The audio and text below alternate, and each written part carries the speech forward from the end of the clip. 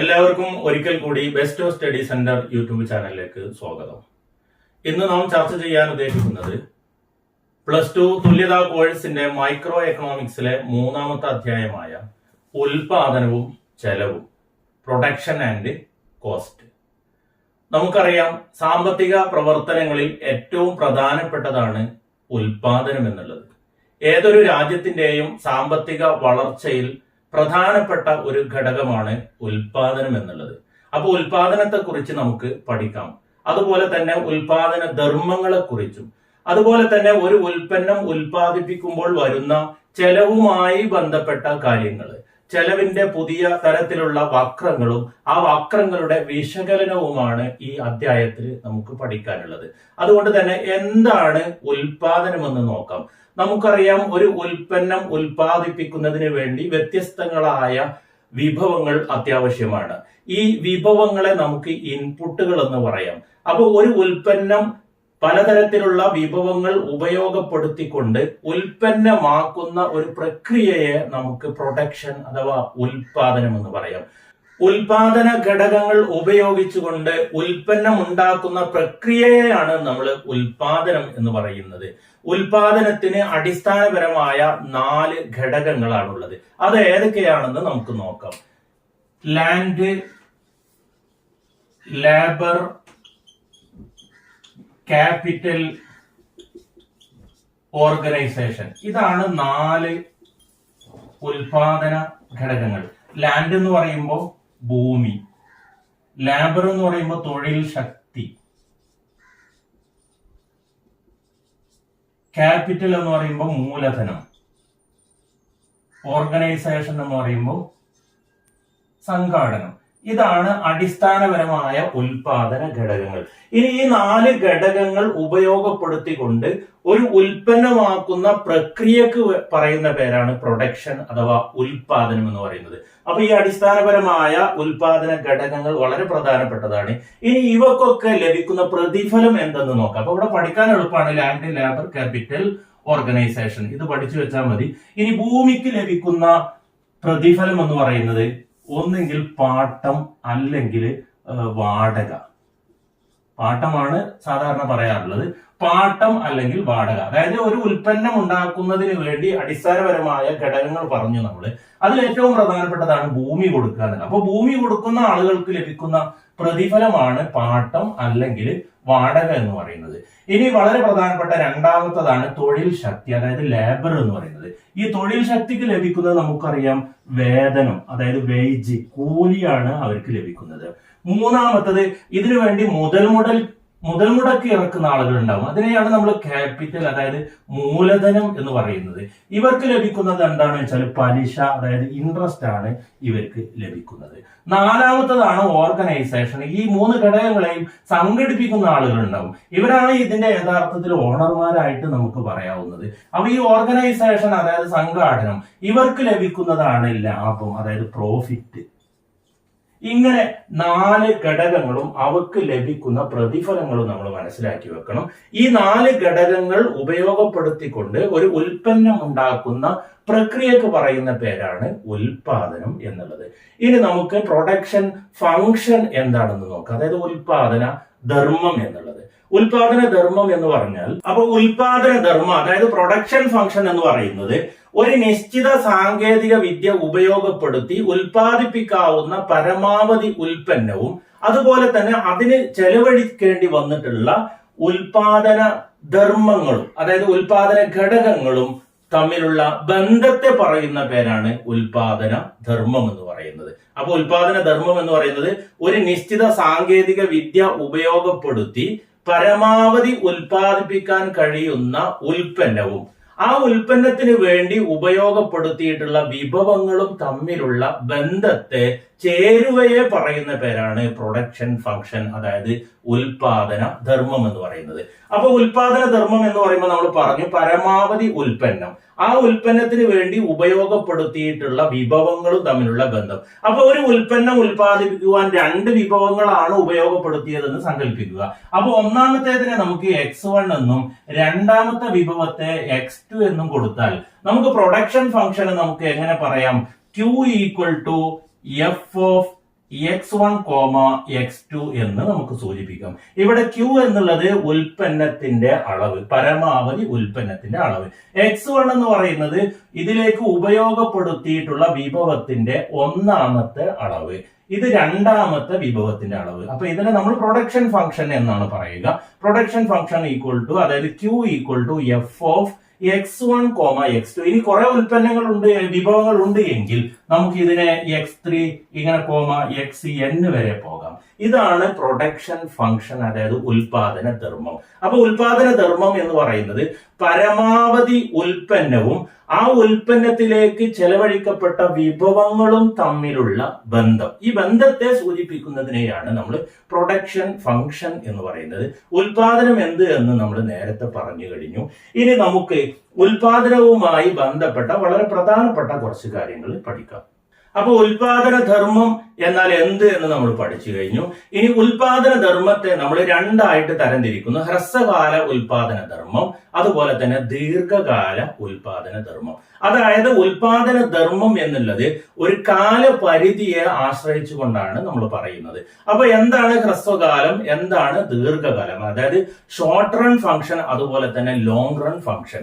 എന്താണ് ഈ short run, എന്താണ് ലോങ് റൺ എന്ന് നോക്കാം. നമുക്കറിയാം, ഒരു ഉൽപ്പന്നം ഉൽപ്പാദിപ്പിക്കാൻ ആവശ്യമായിട്ടുള്ള അടിസ്ഥാനപരമായ ഉൽപാദന ഘടകങ്ങളുണ്ട്. ഈ ഉൽപാദന ഘടകങ്ങൾ ഒരു നിശ്ചിത കാലത്തിലേക്ക് മാറ്റാൻ പറ്റാത്തതാണെങ്കിൽ അതുപോലെ മാറ്റാൻ പറ്റുന്നതുണ്ടാവും. ഇപ്പൊ ഉദാഹരണത്തിന് തൊഴിലാളികൾ എന്നുള്ളത് നമുക്ക് ഏത് കാലഘട്ടത്തിലേക്കും നമുക്ക് ഇങ്ങനെ അവരെ മാറ്റിയെടുക്കാവുന്നതാണ്. അതേ സമയത്ത് മെഷീനറീസ്, അതുപോലെ തന്നെ വാഹനങ്ങൾ, അതുപോലെ തന്നെ ബിൽഡിംഗ്, ഇതൊക്കെ നമുക്ക് ഇടയ്ക്കിടയ്ക്ക് മാറ്റാൻ പറ്റാത്ത വസ്തുക്കളാണ്. അപ്പൊ ഇങ്ങനെ മാറ്റാൻ പറ്റുന്നതും മാറ്റാൻ പറ്റാത്തതുമായ രണ്ട് ഘടകങ്ങൾ, ഇത് ഉൾപ്പെടുന്ന കാലഘട്ടത്തെ നമുക്ക് ഹ്രസ്വകാലം എന്ന് പറയാം. അതായത് വ്യതിയാനപ്പെടുത്താൻ പറ്റുന്ന ഘടകങ്ങളും വ്യതിയാനപ്പെടുത്താൻ പറ്റാത്ത ഘടകങ്ങളും, അതായത് വേരിയബിൾ ഫാക്ടർ, അതുപോലെ തന്നെ ഫിക്സഡ് ഫാക്ടർ, ഇങ്ങനെ രണ്ട് ഘടകങ്ങൾ. ഈ രണ്ട് ഘടകങ്ങൾ ഉൾപ്പെടുന്ന കാലഘട്ടത്തെയാണ് നമ്മൾ ഹ്രസ്വകാലം എന്ന് പറയുന്നത്. ദീർഘകാലമാണെങ്കിൽ എല്ലാ ഘടകങ്ങളെയും, എല്ലാ ഉൽപാദന ഘടകങ്ങളെയും നമുക്ക് മാറ്റിയെടുക്കാൻ പറ്റും. ഇങ്ങനെ മാറ്റിയെടുക്കാൻ പറ്റുന്ന കാലഘട്ടത്തെയാണ് നമ്മൾ ദീർഘകാലം എന്ന് പറയുന്നത്. അപ്പൊ ഹ്രസ്വകാലത്തിൽ, അതായത് ഷോർട്ട് റണ്ണിൽ രണ്ട് കാര്യങ്ങളാണ് ഉണ്ടാവുക. ഒന്ന് ഫിക്സഡ്, രണ്ടാമത്തത് വേരിയബിൾ. വേരിയബിൾ എന്ന് പറയുന്നത് മാറ്റിയെടുക്കാൻ പറ്റുന്നത്, ഫിക്സഡ് എന്ന് പറയുന്നത് മാറ്റാൻ പറ്റാത്ത ഘടകങ്ങളാണ് നമ്മൾ മെഷീനറീസ്, അതുപോലെ തന്നെ ബിൽഡിങ്, അതുപോലെ തന്നെ വാഹനങ്ങൾ. ഇതൊന്നും നമുക്ക് പെട്ടെന്ന് മാറ്റിയെടുക്കാൻ പറ്റില്ല. അതേസമയത്ത് തൊഴിലാളികളെ നമുക്ക് ഇടയ്ക്കിടയ്ക്ക് മാറ്റാൻ കഴിയും. അപ്പൊ തൊഴിലാളികൾ എന്നുള്ള ആ ഘടകം വേരിയബിൾ ആണ്, മറ്റുള്ളതൊക്കെ ഫിക്സഡ് ആണ്. അപ്പൊ വേരിയബിളും ഫിക്സഡും ഉൾപ്പെടുന്ന ഒരു കാലഘട്ടത്തെയാണ് നമ്മൾ ഷോർട്ട് റൺ എന്ന് പറയുന്നത്. എന്നാൽ എല്ലാ ഘടകങ്ങളെയും നമുക്ക് മാറ്റിയെടുക്കാൻ പറ്റുമെങ്കിൽ അത്തരത്തിലുള്ള കാലഘട്ടത്തെയാണ് നമ്മൾ ലോങ് റൺ എന്ന് പറയുന്നത്. അപ്പൊ വളരെ പ്രധാനപ്പെട്ടതാണ് ഹ്രസ്വകാലം. ഈ ഹ്രസ്വകാലത്തിൽ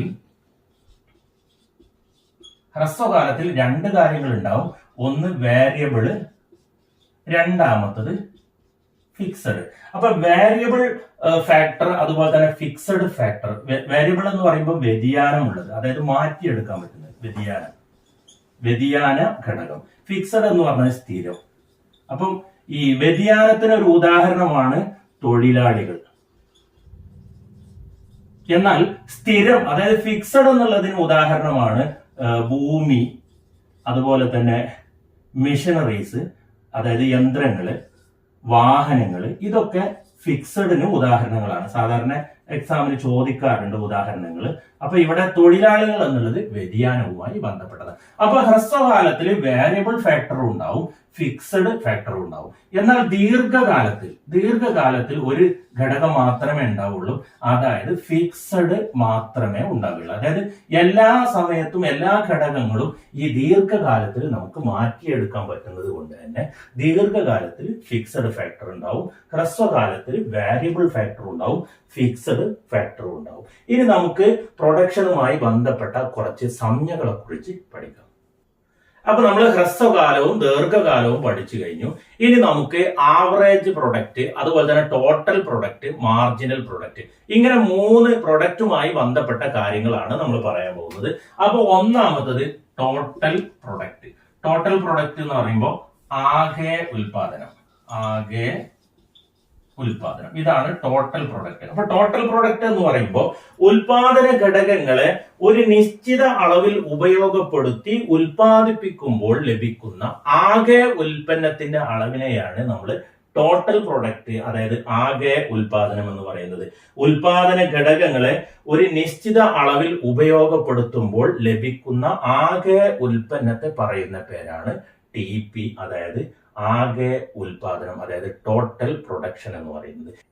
രണ്ടാമത്തതാണ് ആവറേജ് പ്രൊഡക്റ്റ്, അതായത് AP എന്ന് പറയുന്നത്, അതായത് ശരാശരി ഉൽപ്പന്നം. ശരാശരി ഉൽപ്പന്നം എന്ന് പറയുന്നത് മൊത്തം ഉൽപ്പന്നത്തെ ഉപയോഗപ്പെടുത്തിയ വ്യതിയാന ഘടകത്തിന്റെ എണ്ണം കൊണ്ട് ഹരിച്ചാൽ കിട്ടുന്നതാണ് ആവറേജ് പ്രൊഡക്റ്റ്, അതായത് AP എന്ന് പറയുന്നത്.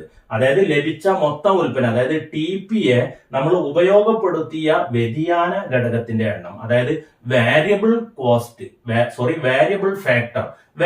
ഫാക്ടറിന്റെ എണ്ണം കൊണ്ട് ഹരിച്ചാൽ ലഭിക്കുന്നതാണ് നമുക്ക് ആവറേജ് പ്രൊഡക്റ്റ് എന്ന് പറയുന്നത്. ഇനി നമുക്ക് മാർജിനൽ പ്രൊഡക്റ്റ് എന്ത് നോക്കാം. മാർജിനൽ പ്രൊഡക്റ്റ്, അതായത് MP എന്ന് പറയുന്നത് മാർജിനൽ പ്രൊഡക്റ്റ്, അതായത് സീമാന്ത ഉൽപ്പന്നം. സീമാന്ത ഉൽപ്പന്നം എന്ന് പറയുമ്പോൾ മൊത്തം ഉൽപ്പന്നത്തിൽ ഉണ്ടായ വർധനവിനെ വ്യതിയാന ഘടകത്തിന്റെ എണ്ണം കൊണ്ട് ഹരിച്ചാൽ കിട്ടുന്നതാണ് മാർജിനൽ പ്രൊഡക്റ്റ് എന്ന് പറയുന്നത്. അപ്പൊ നമുക്കൊരു ഉദാഹരണം വെച്ച് ചെയ്യാവുന്നതാണ്. ഒന്നുകൂടെ ശ്രദ്ധിക്കുക. മൊത്തം ഉൽപ്പന്നത്തിൽ ഉണ്ടായ വർധനവിനെ വ്യതിയാന ഘടകത്തിൽ ഉണ്ടായ എണ്ണത്തിന്റെ വ്യത്യാസം കൊണ്ട് ഹരിച്ചാൽ കിട്ടുന്നതാണ് നമുക്ക് മാർജിനൽ പ്രൊഡക്റ്റ് എന്ന് പറയുന്നത്. ഇപ്പൊ ഒരു ഉദാഹരണം നോക്കിക്കഴിഞ്ഞാൽ ഇവിടെ നോക്കാം. ടോട്ടൽ പ്രൊഡക്റ്റ് എന്ന് പറയുന്നത് ഇവിടെ നോക്കാം.